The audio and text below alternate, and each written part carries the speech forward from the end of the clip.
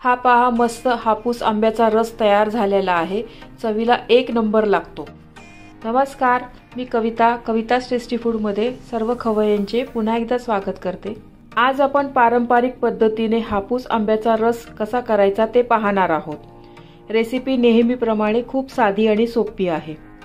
आंबा हा उष्ण असतो, तो आपल्या शरीराला बाधू नये म्हणून यामध्ये मी एक सिक्रेट पदार्थ घातलेला आहे। त्यामुळे आंबा आपल्या शरीराला अजिबात बाधत नाही। सध्या बाजारात खूप छान आंबे मिळत आहे, त्यामुळे आंब्याच्या रेसिपी तर झाल्याच पाहिजे। याआधी मी आंब्याच्या बऱ्याच रेसिपी आपल्या चॅनलवर अपलोड केलेल्या आहे, त्यांची लिंक डिस्क्रिप्शन बॉक्समध्ये दिलेली आहे। चला तर वेळ न घालवता हा हापूस आंब्याचा रस कसा करायचा ते पाहूया। तुम्ही या चॅनलला अजून सबस्क्राइब केले नसेल तर जरूर सबस्क्राइब करा, ते निशुल्क आहे। आज आपण पारंपरिक पद्धतीने आंब्याचा रस कसा बनवायचा ते पाहणार आहोत। त्यासाठी मी हे हापूस आंबे घेतलेले आहे बघा हे, आणि हे 2 तास पाण्यात भिजवून ठेवलेले आहे। आंबे ना पाण्यामध्ये नक्की भिजवून ठेवा तुम्ही, कारण आंबा हा गरम असतो, पाण्यात ठेवल्यामुळे त्याची उष्णता कमी होते। तर हे आपण आता हे आंबे असे माचून घ्यायचे आपल्याला। हे पारंपरिक पद्धतीने असे माचूनच घ्यायचे ते आंबे। हे पूर्ण आंबे मी असे माचून घेते आता। असे गोल गोल हे वरती हात ठेवायचा आणि असं गोल गोल फिरून, म्हणजे रस असा मोकळा होतो आणि छान रस निघतो त्याचा। या पद्धतीने मी सर्व आंबे आता माचून घेते। तुम्ही अजून या चॅनलला सबस्क्राइब केले नसेल तर सबस्क्राइब बटनला क्लिक करा आणि बेल आयकॉनला प्रेस करायला विसरू नका, जेणेकरून नवीन रेसिपीचे नोटिफिकेशन तुम्हाला येतील। हे पहा आंबे मी छान सर्व माचून घेतलेले आहे। आता आपण याचा रस करूया। हे वरचं हे देठ काढून घ्यायचं आणि याच्यामध्ये हा असा आंबा पिळायचा।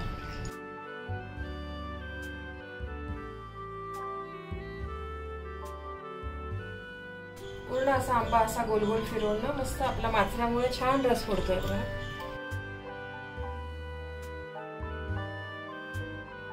याच पद्धतीने मी सर्व आंब्याचा रस काढून घेते आधी।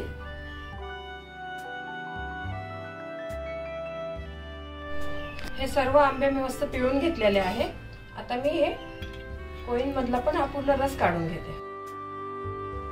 असं दाबून दाबून ना कोयांमधला पूर्ण रस काढून घ्यायचा। ही पूर्ण मी तुम्हाला पारंपरिक पद्धत दाखवत आहे ही आंबा रस काढण्याची। मी या सर्व कोइन मधनं पण छान रस काढून घेतलेला आहे बघा। मस्त रस आपला तयार झालेला आहे, रंग तर काय सुरेख आला आहे याचा। आता आपण या तुमच्या घरात जर लहान मुलं असतील आणि हे कोया आणि साल्टे खात असेल चुकून तर त्यांना द्या, पण आमच्या घरात कोणी खात नाही, त्याच्यामुळे मी हे थोडंसं दूध टाकून धुवून घेणार आहे। हे तुम्ही पाणी पण टाकू शकता त्याच्यामध्ये धुवायला, पण पाण्याने ना थोडासा आंब्याचा चव आहे ना थोडीशी पांचट होते, त्यामुळे मी दूध टाकून हे सर्व धुवून घेते। जरा अगदी थोडंसं दूध टाकायचं, जास्त नाही। दुधामुळे ना चव बदलत नाही, एकदम छान लागते उलट आंब्याची चव।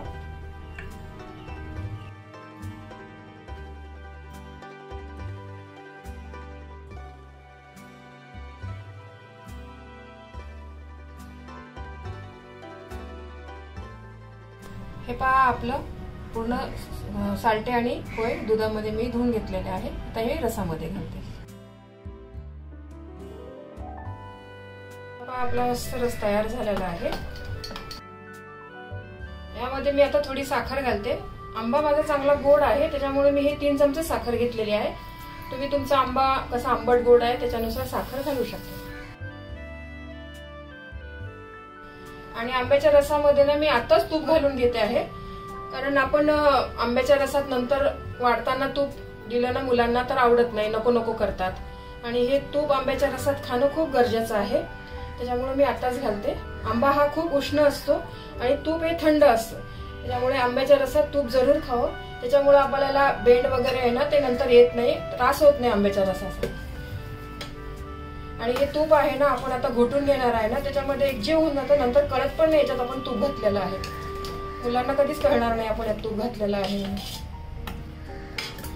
आणि तुम्हाला जर हा रवीने घोटून करायचा असेल तर तुम्ही आताच हा रवीने घोटू शकता, पण माझ्या घरामध्ये मशीनने घोटलेला आवडतो, त्याच्यामुळे मी तसा घोटणार आहे।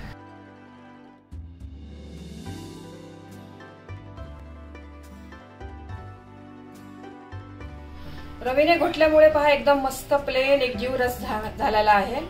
हा रस तुम्ही फ्रीज मध्ये ना अर्धा ते 1 तास ठेवा आणि मग जेवताना सर्व करा। हा रस तुम्ही पोळी बरोबर, पुरी बरोबर, पुरणाच्या पोळी बरोबर पण खूप छान लागतो। पुरणाची पोळी, आंब्याचा रस आणि कुरोडी, गव्हाची कुरोडी तर अप्रतिम लागतं हे जेवणामध्ये। आता मी हा सर्व करून घेते। तुम्हाला ही रेसिपी आवडली असेल तर तुमच्या मित्रमैत्रिणी आणि नातेवाईकांबरोबर शेअर करा, व्हिडिओला लाईक करा व चॅनलला सबस्क्राईब करा। रेसिपीला कमेंट्स करा, तुमच्या कमेंट्स वाचायला मला फार आवडतात। तुमच्या लाईक्स आणि कमेंट्समुळे माझा उत्साह वाढतो आणि नवनवीन व्हिडिओ बनवण्यासाठी प्रोत्साहन मिळते। त्याचबरोबर तुम्ही मला फेसबुक, इंस्टाग्राम आणि पिंटरेस्टवर देखील फॉलो करू शकतात, त्यांची लिंक डिस्क्रिप्शन बॉक्समध्ये दिलेली आहे। तुम्ही ही रेसिपी कोणत्या गावातून पाहताय तेही सांगा। तर पुन्हा भेटूया एका नवीन रेसिपीसह, तोपर्यंत मस्त खा, काळजी घ्या, धन्यवाद।